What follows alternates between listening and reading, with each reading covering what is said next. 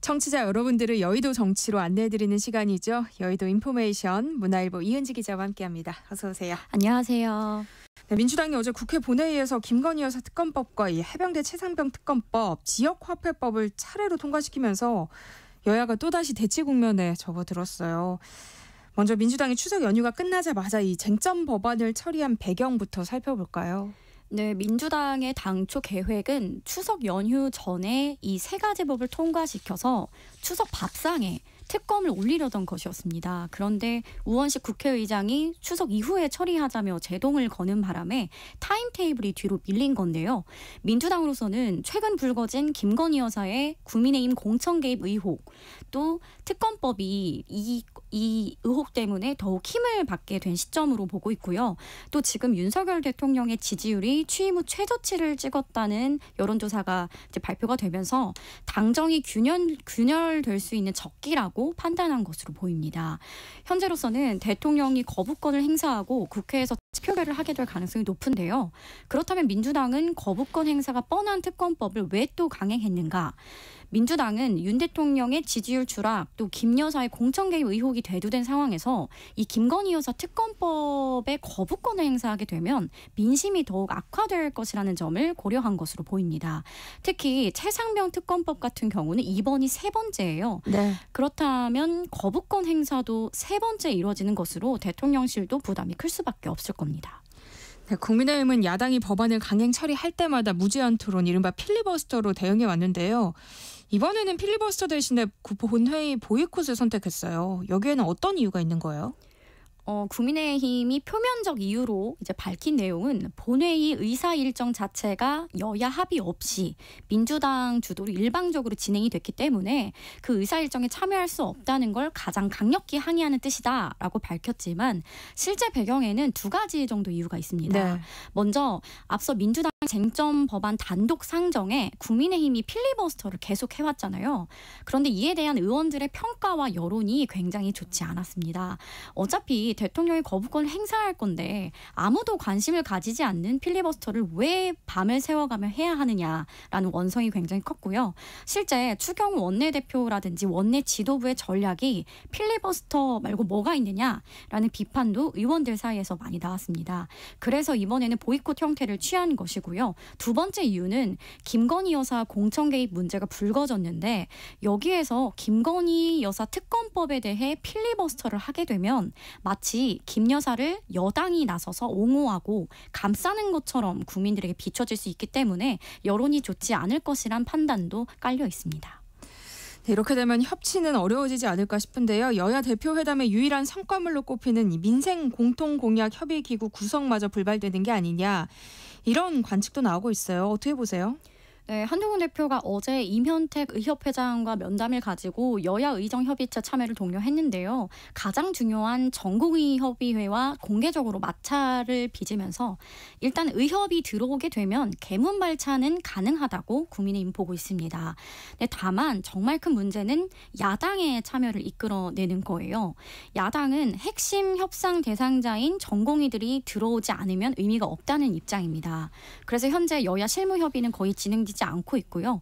민주당과 의료계, 또 국민의힘과 의료계가 각기 접촉하고 논의하고 있는 상황이지 여야 그리고 의료계 세 개 축이 맞물려서 실무 논의가 되고 있는 상황이 아닙니다. 그래서 오히려 의사단체의 참여보다 야당의 참여를 이끌어내는 게 더 어려운 과제가 될 것으로 보입니다. 네. 국민의힘 추경호 원내대표는 윤 대통령에게 거부권 행사를 건의했는데요. 정치권 일각에선 이번 재의결, 그러니까 윤 대통령의 거부권을 행사해서 법안이 다시 국회로 돌아오게 될 경우 상황이 좀 달라질 수 있다, 이런 분석도 나오고 있다고요. 네, 이미 해당 법안에 반대해서 당론으로 본회의 보이콧까지 했고 당 지도부가 대통령실에 거부권 행사를 건의했기 때문에 법안이 국회로 다시 돌아와도 이탈표가 나와서 통과될 가능성은 현재로선 낮게 보고 있습니다. 네. 친한동훈계에서도 그 국민의힘 의원들이 올해까지는 윤석열 대통령에 대한 지지를 거두지 않을 것이고 최상병 특검법에 찬성하는 이탈표도 나오지 않을 것으로 보고 있는데요. 이유는 두 가지입니다. 네. 오는 10월 10일로 지난 총선의 공직선거법 위반 공소시효가 종료가 됩니다. 검찰의 기소가 종료되는 시점이기도 한데요. 의원들은 아직까지 현 정부가 사법부에 영향을 미칠 수 있다고 믿고 있기 때문에 그 전까지는 윤 대통령에게 맞설 수가 없다는 겁니다. 두 번째는 예산인데요. 올해 12월에 국회에서 예산이 통과될 텐데 아직 지역구 예산을 확보하기 위해서는 의원들이 정부와 척을 지기 어렵다는 거예요. 그래서 올해 말까지는 윤 대통령과 국민의힘 의원들 사이에 균열이 가기 어렵다는 겁니다. 네. 그래서 한동훈 대표가 올해에는 뭘 해도 의원들의 지지를 못 받을 거다라고 한 친한계 의원도 이야기를 하긴 했는데요. 지금 국민의힘 내부에서 물론 김건희 여사의 공개 행모 또 공천 개입 의혹이 어디로 확산될까 전전긍긍하는 분위기가 분명히 있는데요. 이러한 이유들로 공개적으로 대통령실에 반기를 들 의원들이 많지는 않을 전망입니다. 이런 가운데 한 언론 매체가 보도한 이른바 김건희 여사 공천 개입설을 둘러싼 파장이 점점 더 커지는 분위기예요. 먼저 어떤 의혹 보도가 있었던 건지부터 좀 살펴볼까요? 네, 온라인 매체인 뉴스토마토는 김건희 여사가 지난 4월 총선을 앞두고 김영선 전 의원에게 지역구를 이동해 출마할 것을 제안한 텔레그램 메시지를 보냈다고 보도를 했습니다.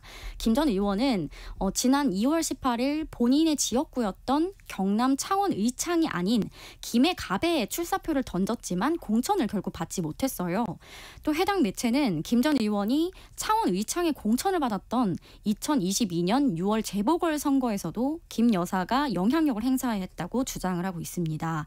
근거는 경남 지역 정치인들과 친분이 있는 명태균 씨가 지인과 나눈 통화 녹취인데요. 명 씨는 2022년 5월 지인과의 통화에서 김 여사랑 대통령에게 김 전 의원이 전화해서 따졌더니 대통령이 나는 김영선이라고 했는데 라고 했다며 공천 개입 의혹을 보도를 했습니다. 그리고 여기에서 개혁신당이 또 등장을 해요. 개혁신당이 지난 총선을 앞두고 김 전 의원이 국민의힘 공천에서 탈락하자 이준석 의원 등 당시 개혁신당 지도부를 찾아가서 김 여사와 공천 관련해서 나눈 이 텔레그램을 보여주면서 비례대표 공천 논의를 했다는 의혹도 추가로 제기됐습니다. 대통령실은 아직까지 아무런 입장을 내놓지 않고 있어요. 국민의힘에서는 어떤 이야기가 나오고 있어요? 네, 지금 당 차원에서 적극적인 대응은 안 하고 있는 상황입니다. 구체적인 텔레그램 원본이 공개되거나 명태균 씨와 지인 간의 통화에서 이 명 씨의 주장만으로 공천 개입을 단정지을 수 없기 때문인데요. 그래서 신중하게 지켜보자는 입장이고 명 씨 자체도 믿을 수 있는 사람이 아니라는 게 국민의힘 내부의 평가입니다. 다만 명 씨가 경남 지역 국민의힘 의원들과 친분을 유지해왔던 만큼 혹시나 다른 의원들에게 불똥이 튀거나 김 여사의 공천 개입과 관련한 추가 폭로가 나올까 봐 걱정하는 분위기는 분명히 있습니다. 이 여의도에는 이른바 정치 컨설팅 혹은 여론조사 업체 소유주들이 지역이나 인맥을 기반으로 정치인들에게 굉장히 많이 접근을 하는데요. 이런 사람들이 이 여의도에 굉장히 오래된 사람들인 만큼 이번 사안이 자칫하면 눈덩이처럼 불어날 수 있다는 우려도 적지 않습니다. 이번 의혹에는 개혁신당까지 소환이 됐어요. 그래서일까요? 김건희 특검법에 대한 개혁신당의 입장이 좀 달라진 것 같아요. 네, 시기가 좀 공교롭게 겹치긴 했는데요. 개혁신당이 특검법에 대한 입장을 바꾼 게 지난 12일 김건희 여사 연루 의혹을 받는 그 도이치모터스 주가 조작 사건 2심에서 이른바 쩐주라고 불리는 손모 씨가 유죄 판결을 선고받으면서 그 다음 날에 개혁신당이 김건희 여사 특검법에 찬성하지 않을 수가 없게 됐다라고 밝혔습니다.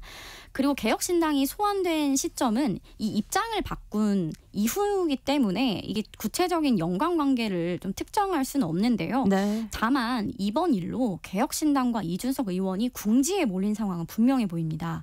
오늘 김웅전 국민의힘 의원이 개혁신당 입장으로 봤을 때는 자칫 잘못하면 이건 정치 공작과 공천거래라는 두 가지를 같이 저지른 것 같은 오해를 받을 수밖에 없다. 이게 사실 공직선거법상 따지고 보면 이해 유도죄에 해당할 수도 있다라고 해서 검찰 수사로까지 번지게 되면 일이 커질 것으로 보입니다. 네, 조국 혁신당은 김건희 여사 공천 개입 의혹을 정치 게이트로까지 규정하고 나섰는데요. 야당의 공세는 더 거세질 수밖에 없겠죠. 사태의 파장 어디까지 이어질 것으로 보세요? 가장 무섭고 초조한 시기가 상대가 어떤 패를 가지고 있을지 모르고 또 그걸 그냥 기다리는 시간인데요. 뉴스토마토가 추가 폭로를 예고하고 있고 물증도 갖고 있다고 밝힌 상황이라서 파장이 어디까지 이어질지 예측이 어려운 상황입니다. 그런데 이 사안이 단발성 해프닝으로 결코 끝나지 않을 것으로 여야 모두 보고 있고요. 오늘 이를 보도한 뉴스토마토 기자가 자신이 원본을 갖고 있지만 공개는 나중에 하겠다라고 말해서 더 궁금증을 자아냈는데요. 이 안개 속 같은 상태가 계속 이어지면서 정부 여당에 굉장한 부담이 될 것으로 보입니다. 또 이 문제에 대해서 만약 민주당이 특검법을 발의하게 된다면 결국 특검이 관철되지 않더라도 수사가 이뤄질 수 있다는 점이 리스크로 보입니다. 네, 이런 가운데 윤석열 대통령과 국민의힘 한동훈 대표가 오는 24일 만찬 회동을 갖기로 했어요. 예상보다는 회동 일정이 빨리 잡혔다 이런 이야기도 나오던데요. 여기에는 어떤 배경이 있다고 보세요? 지지율이 가장 큰 이유로 꼽히고요. 추석 명절 직전에 윤석열 대통령과 한동훈 국민의힘 대표의 국민의힘 지지율이 디커플링이 아닌 연동된 커플링으로 하락하는 이제 상황이 있었습니다. 네. 대통령실과 여당 모두 위기감이 고조되면서 돌파구 마련을 위해 추석 직후 만찬을 잡은 것으로 풀이가 됩니다. 또 지지율 하락의 가장 큰 이유가 정부의 의료개혁에서 촉발된 의정 갈등에 있다고 보고 있기 때문에 추석 민심을 돌아보고 의정 갈등 문제 해결을 위해 머리를 맞대고자 하는 자리로 보입니다. 한동훈 대표도 자신이 중재자 역할을 자처하고 있는 여야 의정협의체를 추석 전에 띄우지 못해서 동력이 약화하고 있는데요. 당정 화합과 소통을 강화하면서 본인의 흔들리는 리더십을 회복하고자 하는 의지도 굉장히 큰 상황입니다.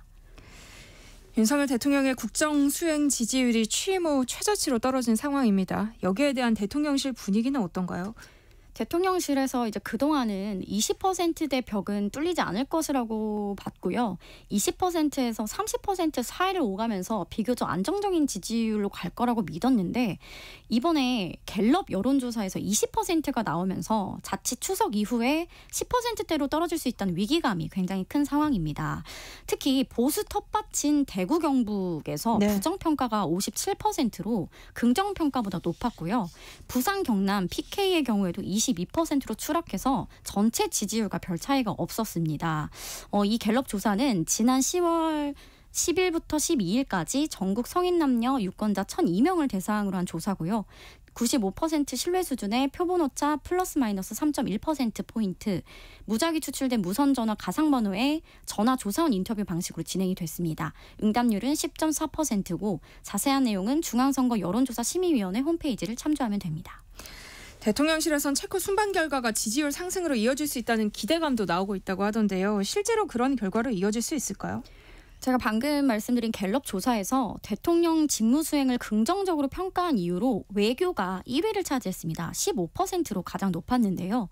전통 지지층들은 아직 윤 대통령의 외교 행보 때문에 지지를 하고 있다는 분석입니다. 실제 대통령실에서도 윤 대통령이 순방만 다녀오면 지지율이 오른다라는 말이 나오고 있는데요.